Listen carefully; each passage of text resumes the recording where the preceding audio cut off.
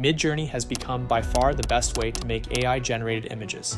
The company makes tons of money, even though the team is really small. It's crazy how quickly this has all happened, but this overnight success story actually took years to happen. Before David Holz became one of the most important leaders in AI, he ran a company that never really took off, and long before then, he was a curious kid from South Florida.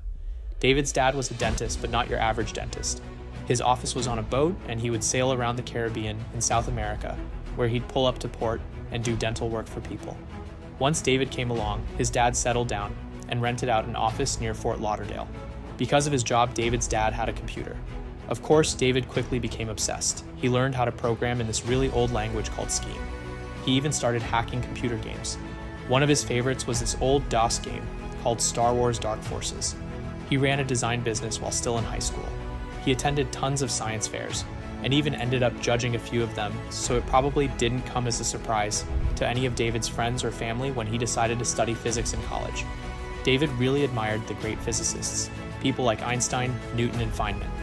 As he spent more time in college, he also took lots of math courses. He ended up graduating with degrees in both, and then started a PhD in applied math. David was clearly super smart, and people were taking notice. While he was doing his PhD, he started working as a graduate researcher at the Max Planck Institute, named after the famous theoretical physicist. He also worked for NASA at their Langley campus.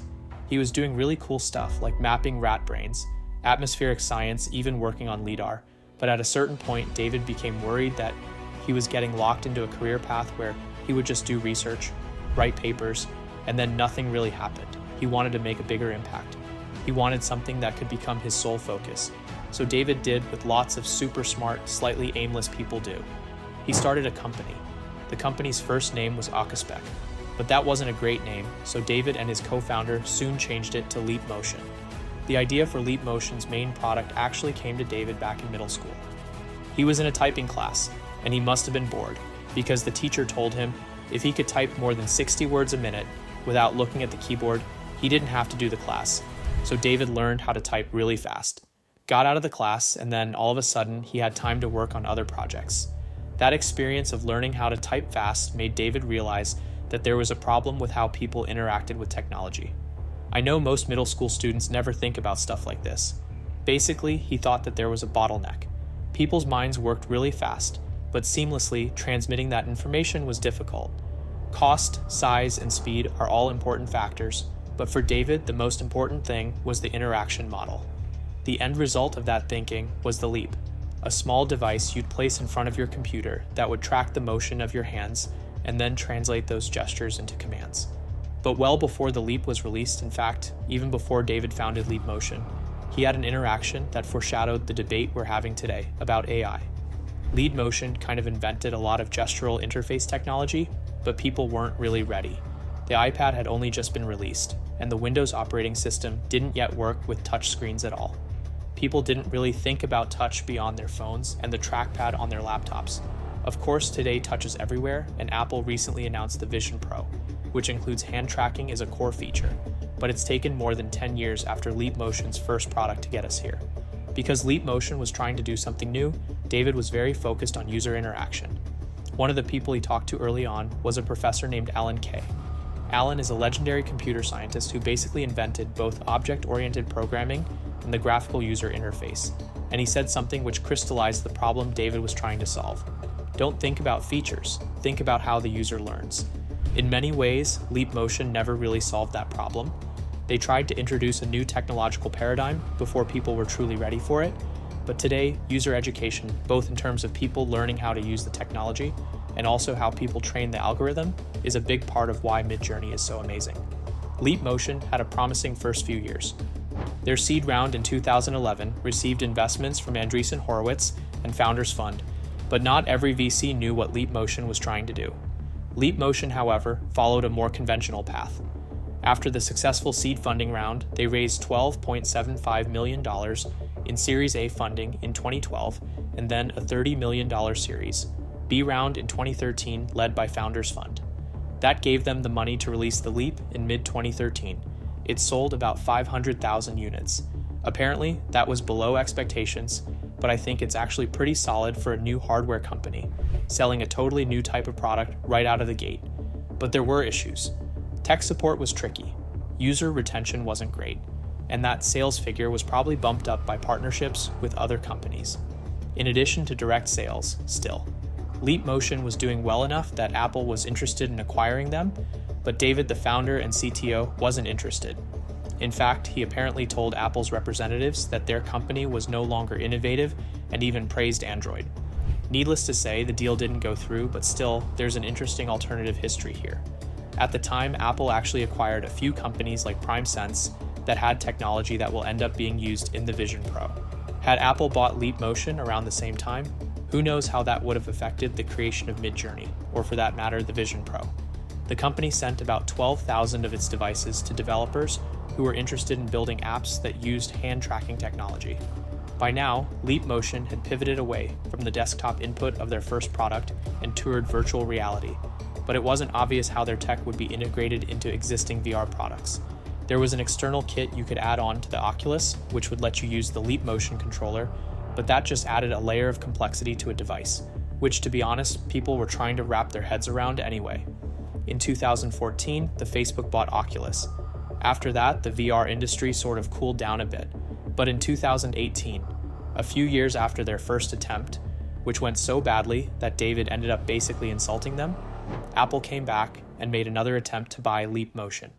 For her to buy Leap Motion, this time was only around $30 to $50 million, which was just a fraction of the $306 million valuation after the Series B round. It would have been a massive drop in valuation. Investors would have only been getting cents on the dollar, and the founders and employees probably would have received basically nothing. Despite all that, the deal almost happened. It even got to the point where Apple sent out offer letters to Leap Motion employees, who were happy that they'd get the chance to keep working on cool tech from inside one of the world's biggest companies, but it fell through, and we never got that version of history. Around this time, Leap Motion, which now had around 100 employees, built and open-sourced their augmented reality headset, Northstar, underpinned by their hand tracking technology. In May of 2019, Leap Motion was bought by a company called Ultra Haptics. The financials weren't great. It was a $30 million deal, way down from the peak valuation, so employees with stock probably got wiped out, but from a technological perspective, it made a lot of sense. Ultra Haptics had been working with David in Leap Motion for about 6 years by this point, and they worked on interesting technology. Ultra Haptics makes virtual control solutions that let someone feel an object in their hands when they interact with it in virtual reality without needing to use gloves. Today, Leap Motion is called Ultra Leap, and it's unclear where their hand control sensing technology is headed, but it's growing. There are some cars that let you turn up the volume on your sound system by spinning your hand, but in general, people aren't using their hands to interact with computers just yet. David ran Leap Motion for almost 10 years. He got a tons of experience building new technology, raising money, and growing a company from nothing into something that Apple tried to buy twice. It was time for the next adventure. He set up a studio to explore new opportunities. He told himself to wait until the right one came up. As it turned out, he wouldn't have to wait very long. David Holz chose to become an entrepreneur instead of an academic because he wanted to make a big impact. So this next part is kind of ironic because an academic paper was about to change his life. In June of 2020, 3 Berkeley researchers, Jonathan Ho, Ajay Jain, and Peter Abil, published their research into how diffusion models can create images. David had enough technical knowledge to understand that diffusion models were about to increase the quality of AI images by an order of magnitude. He realized that the opportunity he'd been waiting for had arrived. The first version of OpenAI's DAALE model proved him right, but in reverse. Today, DALL-E 2 is one of the leading AI image generators, but when the first one was released in January of 2021, not that many people actually paid attention. DALL-1 was the first text-to-image model based on diffusion models that existed. It was a step change from everything that came before. The DALL-1 launch also included a package called CLIP, which could evaluate how well an image aligned with text inputs. Plenty of AI researchers had tried to build image generators before, but using older methods like generative adversarial networks and variational autoencoders. People who were paying close attention, like David knew that this was a turning point. Sam Altman, the head of OpenAI, I wasn't exactly sitting around either. DALL-E 2 was released in April of 2022. Stable Diffusion followed in August, and MidJourney entered open beta in July. David Holz was actually experimenting with the preliminary MidJourney model as far back as January before DALLE 2 dropped, doing things like creating vaporwave monkeys in the MidJourney Discord. The Discord went public a couple months later. This was actually a really important milestone because it allowed David and his team to go really hard on user testing. For example, one model took about 20 minutes to create a really high-quality image, while another took about only 15 seconds, but produced worse images. The first approach was really fast, but it sacrificed quality. The second approach was resulted in amazing images, but users would often get bored. In the end, David found a great midpoint. Today, it takes MidJourney about 60 seconds to generate an image, and it shows you the image as it's generating. The hardest thing about building an AI company today is the intense public scrutiny. You've got Sam Altman in front of Congress, and lots of people who literally believe that programs like ChatGPT should be illegal, but despite that pressure, David's built MidJourney into the best AI image generator around, and he's done it by implementing 4 distinct strategies. Number 1, harnessing the power of Discord. You can measure the growth of most companies by looking at their revenues, but the best way to measure the growth of MidJourney is by looking at their Discord. If you go on sites like Reddit, you'll see the same question pop up. Again and again, why did the MidJourney team decide to wrap their product inside a Discord server? It's a fair question. Frankly, lots of tech CEOs would be too skittish to ever do something like that, but David immediately understood that Discord could be an amazing feedback loop. He believed that one of the key drivers to MidJourney's massive growth would be virality, and then one of the best ways to create virality is volume. Today, MidJourney is the world's biggest Discord server by far. It hit 2 million subscribers in mid-September 2022, 4 million by the second week of November. By April, it hit 15 million, and currently there are more than 18 million members. That's exponential growth. The more people in the Discord, the more people creating amazing images. And the more amazing images you see, then the more likely you are to want to join the Discord. Discord just makes sense. It's flexible and functional. It has a great mobile app, and it's collaborative. One of the biggest threats to the growth of a generative AI model is that it's actually really hard to come up with a good prompt, especially by yourself. People aren't normally very creative by themselves. They might ask MidJourney to do something like create an image of a dog, and after some encouragement, they might put in terms like fluffy dog or big fluffy dog. But on the MidJourney Discord, you can literally ask 18 million other people for ideas. So you end up with cooler prompts, and you're more likely to keep using MidJourney. The Discord also acts as a sounding board and decision-making forum. The moderators hold town halls where people can advocate for the inclusion or exclusion of certain words or phrases. There are tiers, and some words can only be used for private images, and it's where the rules are made and enforced. Users aren't allowed to create deep fakes. Not safe for work content is generally banned, and you're not allowed to create images of controversial political figures like Xi Jinping. Number 2, product market fit. Like lots of people in tech, David has a big bias for action. He has a really interesting quote about it. Many of my brilliant friends are paralyzed by their intellects, thinking overwhelms doing. Many of my successful friends are less reflective, but quick to action. They are always focused on moving forward, making as many probably correct actions as possible a winning strategy. This quote reminds me of his struggles about whether or not to stay in academia. He probably met lots of people like that, super smart people, who needed things to be perfect. But David realized he was different, and that difference, that bias to action, is really important in AI. Even by the standards of software, generative AI is moving insanely fast. There isn't time to hone something to perfection. Instead, David releases a minimum viable product, uses MidJourney's massive, super engaged user base to make it better, and keeps iterating. It's modern software development at top speed, and David is taking a very different approach from other AI companies. Lots of AI companies are fighting right now to become an infrastructure layer and don't want to focus on building a consumer product. They want to build a platform. You know what that reminds me of? It reminds me of when David, when he was still at Leap Motion, sent thousands of hand tracking devices to developers so they could develop apps, and it reminds me of VR headsets that have really amazing hardware but no killer app.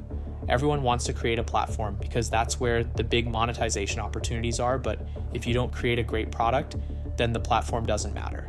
Leap Motion never really took off because despite having cool tech, it didn't give enough people a reason to use it. MidJourney is different. Artists use it to improve their practice, but mostly tons of regular people use it because they're curious to see what it can do.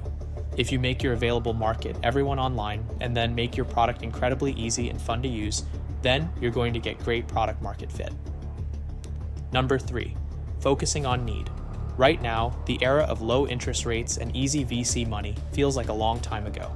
A company that makes hardware based on speculative technology, like Leap Motion, might not get off the ground. It probably wouldn't raise $100 million. I'm not saying David could see where interest rates were going when he started MidJourney, but he did make a deliberate choice to totally bootstrap the company. David was a known quantity in Silicon Valley. He probably could have gone out and raised lots of money for anything. Instead, he did something way better. He consulted his years of experience and asked himself, what is the scarce resource I need more of to truly scale? The answer wasn't actually money, it was compute. So when MidJourney was just starting out, he leveraged his network. He did stuff like email cloud vendors and asked to lock down access to GPUs to scale his service. It's not just about capacity either. David remembered that in the early days of the Discord, some people were getting frustrated with how long it would take to generate high-quality images. So today, MidJourney actively searches for GPUs in parts of the world where it's night in order to accelerate the process. That dynamic load balancing is what's enabled it to consistently keep rendering times pretty low.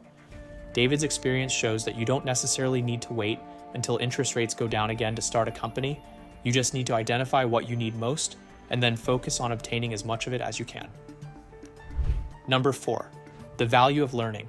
MidJourney gets better by learning from its past experiences. So did David. He spent almost a decade running Leap Motion, and before that he spent years in academia. He's been an active member of the AI community, absorbing the technical knowledge and the philosophical debates. All of those experiences made him a better founder, CEO, and engineer. And just as importantly, David isn't done learning. He holds 4-hour-long sessions with thousands of people on Discord to answer questions and see how everyone's doing. He's constantly tinkering with MidJourney itself and looking for ways to make it a better product. And he's still constantly thinking about the place of AI in our society and how it can contribute to making us better. If you enjoyed this video, don't forget to hit that like button, subscribe to the channel, and click the bell so you don't miss out on more incredible stories like this one. Thanks for watching.